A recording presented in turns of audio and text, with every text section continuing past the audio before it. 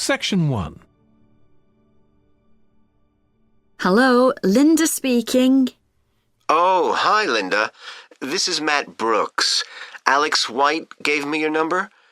He said you'd be able to give me some advice about moving to Banford.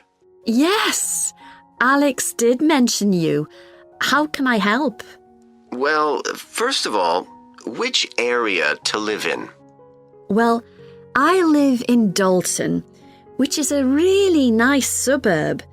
Not too expensive, and there's a nice park. Sounds good. Do you know how much it would be to rent a 2-bedroom flat there?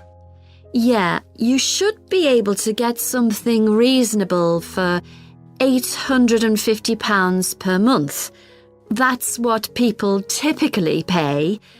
You certainly wouldn't want to pay more than £900. That doesn't include bills or anything. No, that sounds all right. I'll definitely have a look there. Are the transport links easy from where you live? Well, I'm very lucky. I work in the city centre, so I don't have to use public transport. I go by bike. Oh, I wish I could do that. Is it safe to cycle around the city? Yes, it's fine. And it keeps me fit.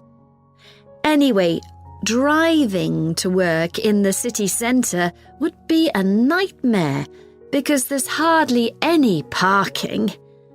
And the traffic during the rush hour can be bad. I'd be working from home, but I'd have to go to London 1 or 2 days a week. Oh, that's perfect. Getting to London is no problem.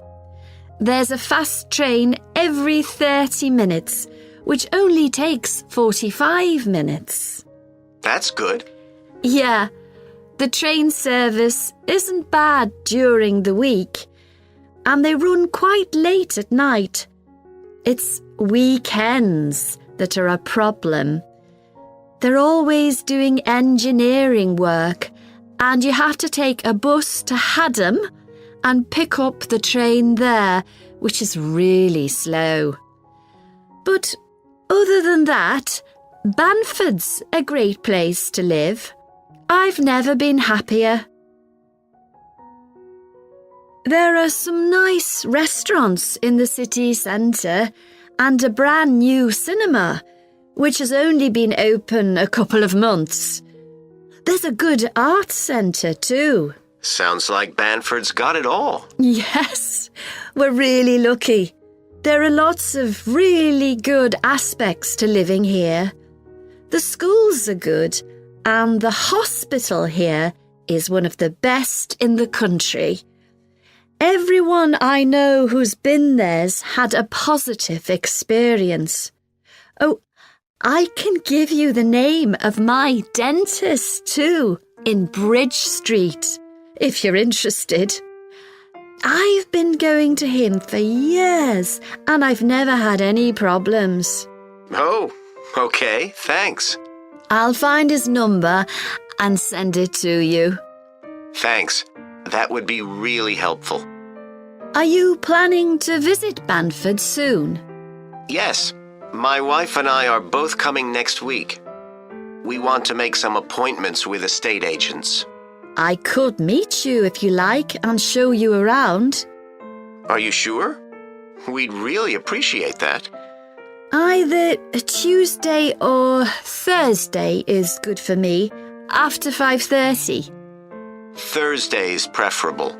Tuesday, I need to get home before 6 p.m. Okay, great. Let me know which train you're catching, and I'll meet you in the cafe outside. You can't miss it. It's opposite the station and next to the museum. Brilliant. I'll text you next week then. Thanks so much for all the advice. No problem. I'll see you next week. Section 2. So, if you're one of those people who hasn't found the perfect physical activity yet, Here are some things to think about which might help you make the right decision for you. The first question to ask yourself is whether you would enjoy training in a gym.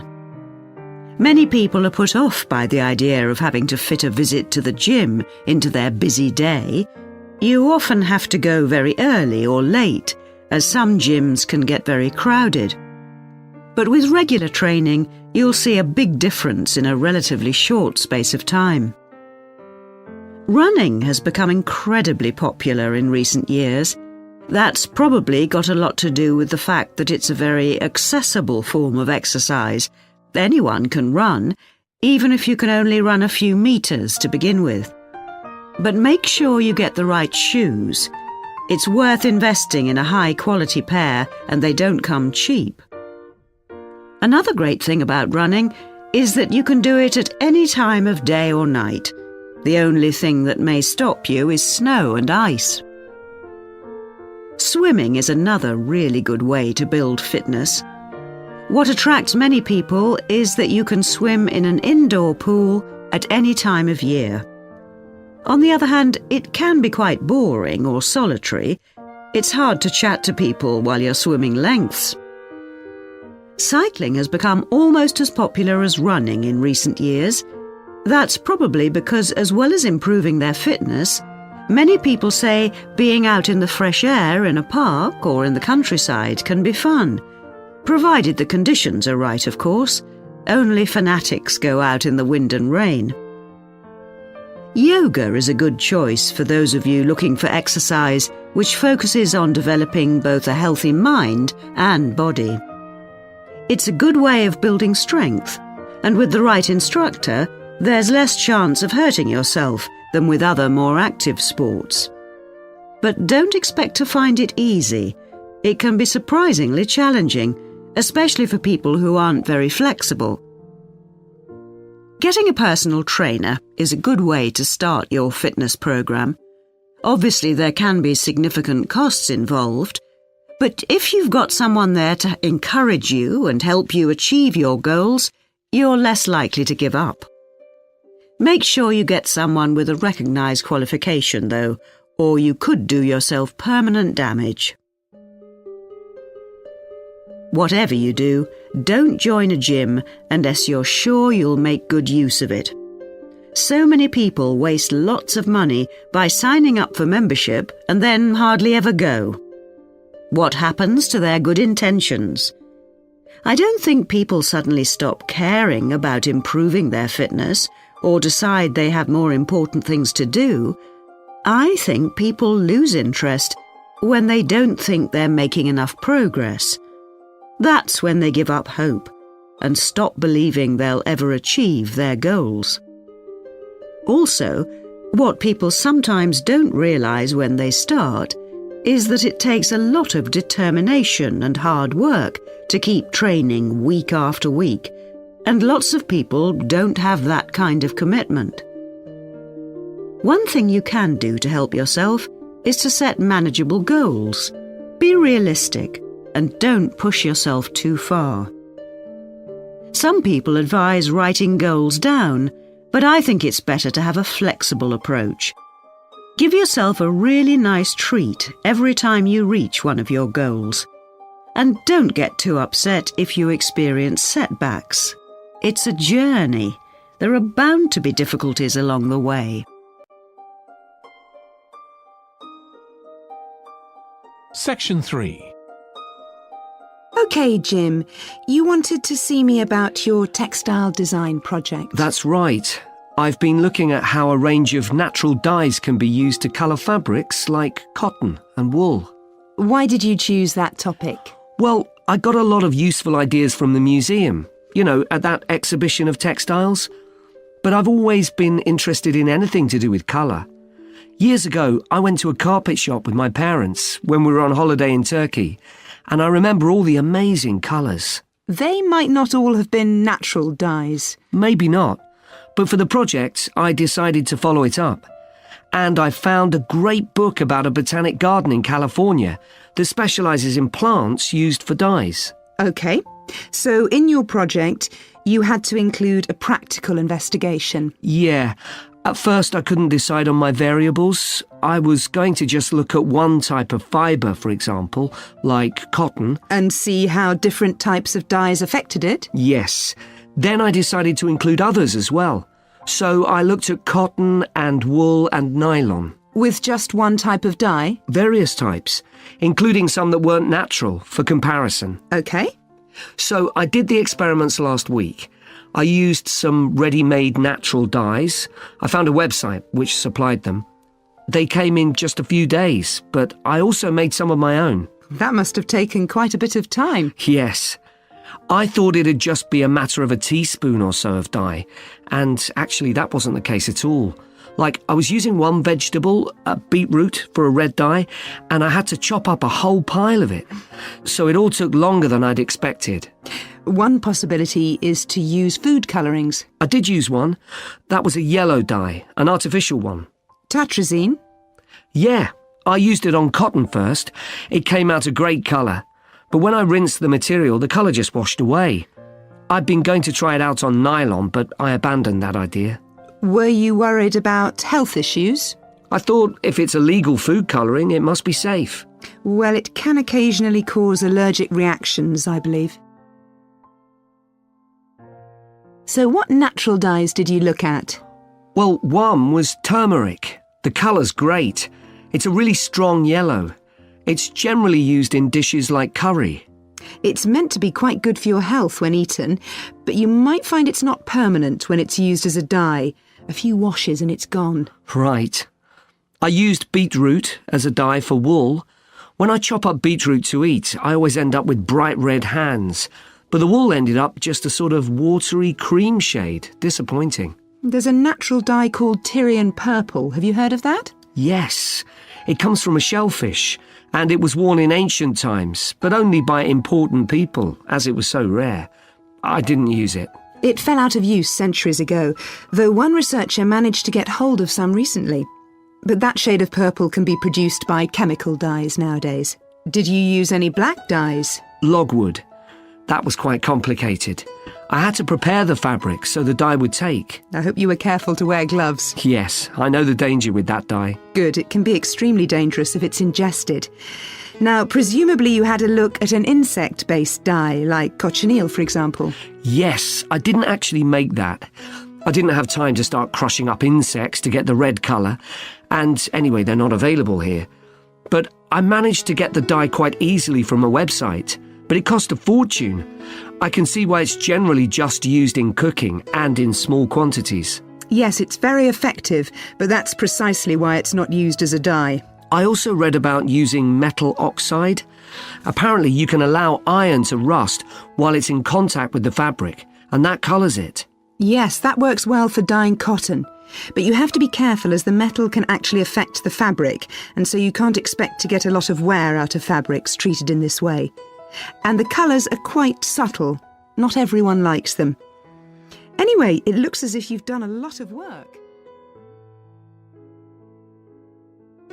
Section 4. Last week we started looking at reptiles, including crocodiles and snakes.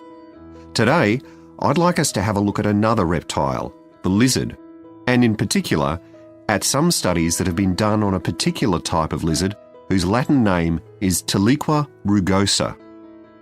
This is commonly known as the sleepy lizard because it's quite slow in its movements and spends quite a lot of its time dozing under rocks or lying in the sun. I'll start with a general description.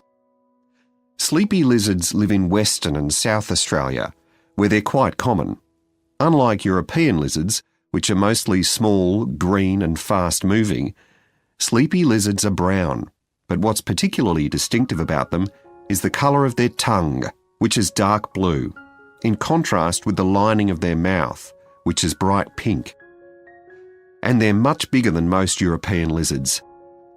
They have quite a varied diet, including insects and even small animals, but they mostly eat plants of varying kinds. Even though they're quite large and powerful, with strong jaws that can crush beetles and snail shells, they still have quite a few predators. Large birds like cassowaries were one of the main ones in the past, but nowadays they're more likely to be caught and killed by snakes. Actually, another threat to their survival isn't a predator at all, but is man-made. Quite a large number of sleepy lizards are killed by cars when they're trying to cross highways. One study carried out by Michael Freak at Flinders University investigated the methods of navigation of these lizards. Though they move slowly, they can travel quite long distances. And he found that even if they were taken some distance away from their home territory, they could usually find their way back home as long as they could see the sky. They didn't need any other landmarks on the ground.